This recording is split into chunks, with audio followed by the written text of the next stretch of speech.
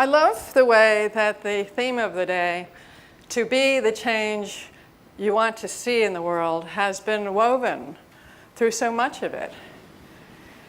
And that phrase, to me, was incomprehensible for much of my life because I couldn't see a world that I wanted until I changed to having evolutionary eyes.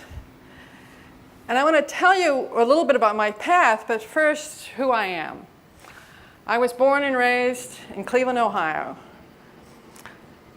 I was a businesswoman in the computer industry for 30-some years. I am not an expert in what I'm talking about. I'm not a scientist. I'm not a philosopher. I'm not a spiritual guru. I don't like yoga. I am a pretty ordinary person. And I have a very logical brain. And this logical brain, for most of my life, led me to having a very rational view of the world. That it is rational, it's cause and effect driven, it's somewhat controllable. And that served me for decades. But then three things came up into my view, which were bacteria, the internet, and stargazing. So bacteria. So I'm just a businesswoman in computers, so what do I know about bacteria? But when bacteria started to simultaneously, around the globe, become resistant to antibiotics, to some antibiotics, that just stopped me in my tracks. How did that happen? What was the organism? How did that communications happen at this, bacterial level? That structures got changed overnight.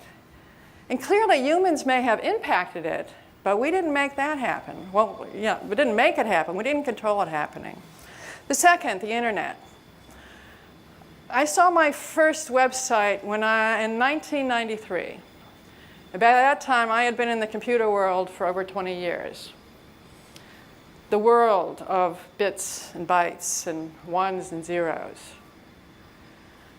And I'll tell you, no one, absolutely no one, foresaw, planned, or managed the exponential, incredible, fantastic expansion and impact of the internet and what it's had in all of our lives.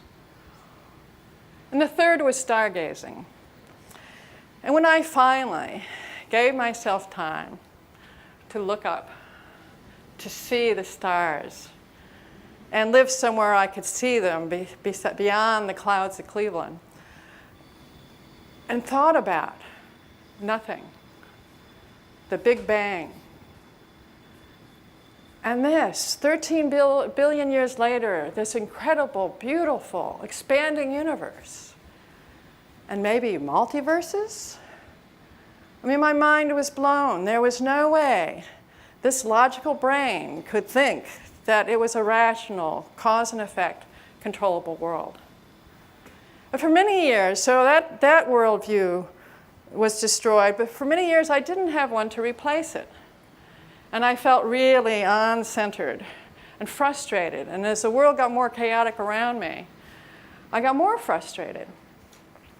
And I ran into the works about 8 years ago of a noted evolutionary scholar named Barbara Marx Hubbard, who's also a visionary, incredible woman.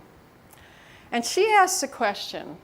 She said, what if all this chaos is a sign that we are at the start of another turn on the wheel of evolution? So what if this chaos is telling us we are at the beginning of the next spiral of evolution? And that, as evolutionists have been finding as they're studying 13 billion years of evolution, all those major changes in those spirals were preceded by times of great chaos and turbulence. The old being destroyed and making way for the new. And that was a view that could capture both my experience and so much of what was unexplainable around me. And just a few words on this layperson's view of or understanding of evolution. So there's this 13 billion year old since the first Big Bang. This is what people believe is possible. It's this impulse, this momentum that has this incredible capacity for change, for creativity, that's driven us from subatomic particles to the complexity that is here today. And that drive continues. It is a magnificent pattern that is driving us again and again to higher levels of complexity, of order, of systems, of connections, of confluence. Some people will say of community. There's also been seemingly a lot of randomness that appears in evolution. There's been billions of species that have come and gone just in the life of our world. And part of an interpretation that was here for over 100 years that to my mind led to a lot of justification of aggression and power was a belief that natural selection happened by survival of the fittest. Many researchers today are saying it's not survival of the fittest. It is survival of that fits best. It's survival of that fits best, of that fits in, of that can thrive and be resilient and support other entities around it thriving. I'm much happier with that interpretation. To me, that supports community. It supports us wanting to be together, to work together, to co-create together. Maybe it's true. But then that's all the theory of evolution. And I was really looking, and that theory had been around since I was a child. And I was really looking for, okay, what's new? What is new in my worldview that's going to really make a difference? And there were two major things. One, which still blows my mind, is if I had thought of evolutionary force before, it was out there. It was, sort of like a field of energy that was osmosing and moving around and sort of prodding things to change. But what the evolutionists say, which makes sense, is evolution is in everything. This impulse for change is in every cell of everything, which means it's in every cell. Of these 52 trillion cells in this body, there's an evolutionary thrust in all of those cells.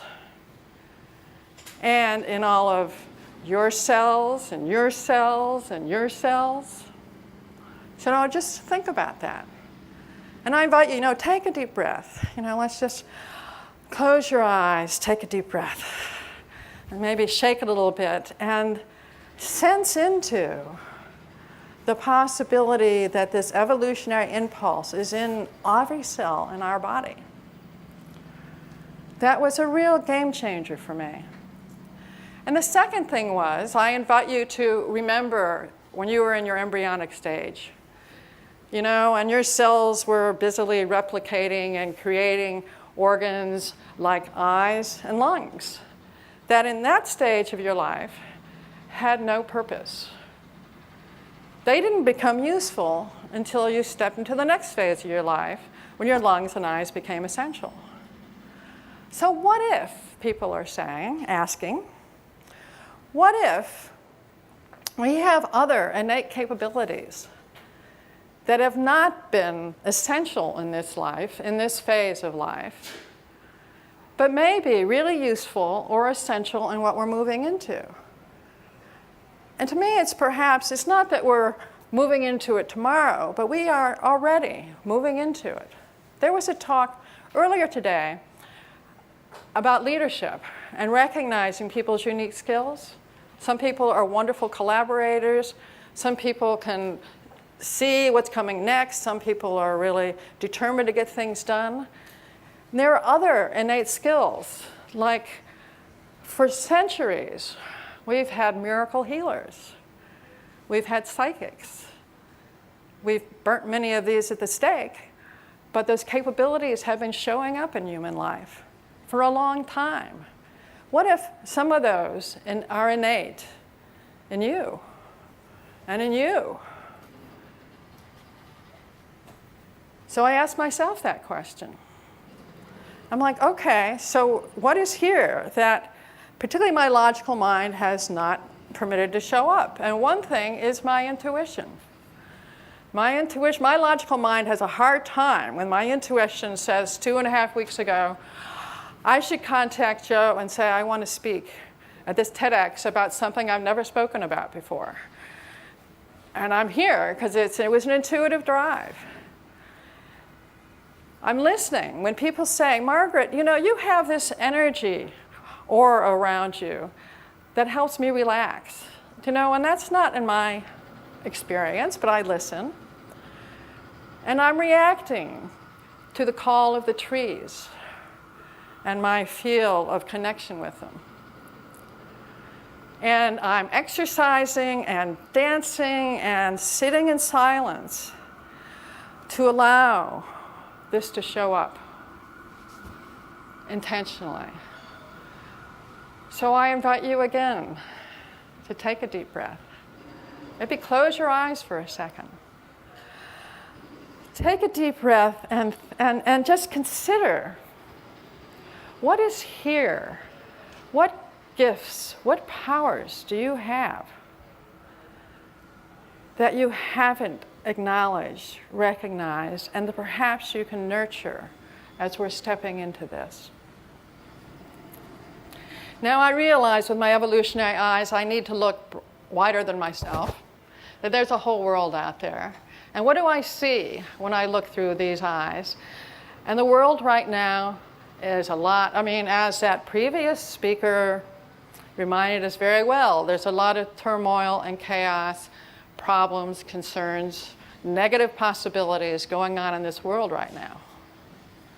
But what if, as Barbara asks, what if that chaos is the birthing pain of a new spiral of evolution? What if it's the birthing pain we're going through, but we don't know that we as a human species are pregnant with the possibility of the future? That we're pregnant with the possibility of the future.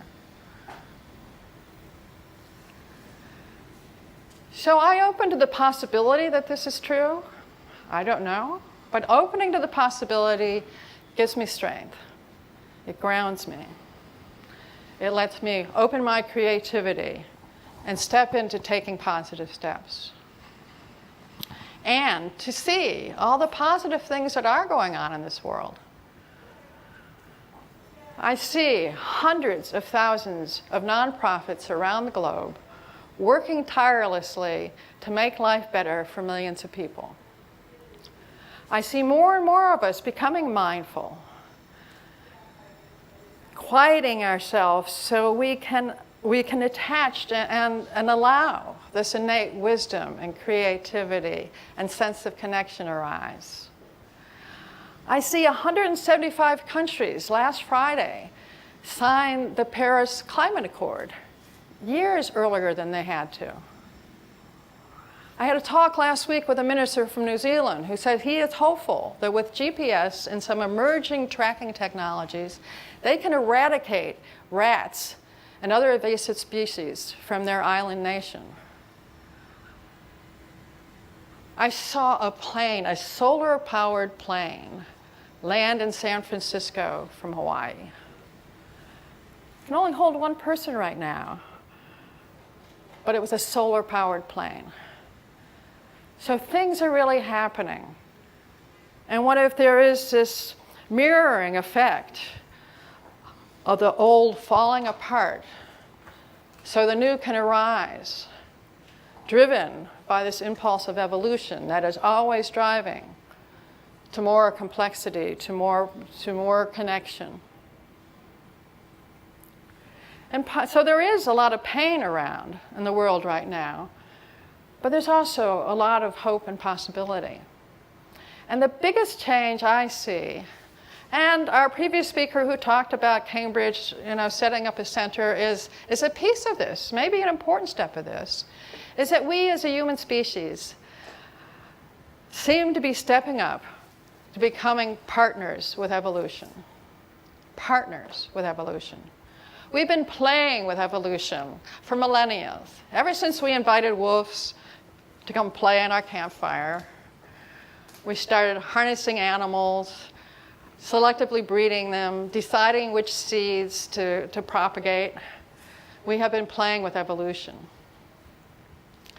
Possibly now, on the brink of our possible extinction as a species, maybe today we are finally saying, it's time for us to stop playing. It's time for us to grow up. So for me, our stepping forth into being partners with evolution is a really big deal. We make different decisions. We take action. We have different opinions. We ask the question, as we are stepping into more powers, what fits best into this world we're evolving in? And we quit doing things just because we can. So we have a really big decision to make, not only in this room. Do we want to be generation last of the old world, or generation one, and parent a gentler birthing of this new possibility, this new world? So, let us be the change that we can see with our evolutionary eyes and change this world. And thank you.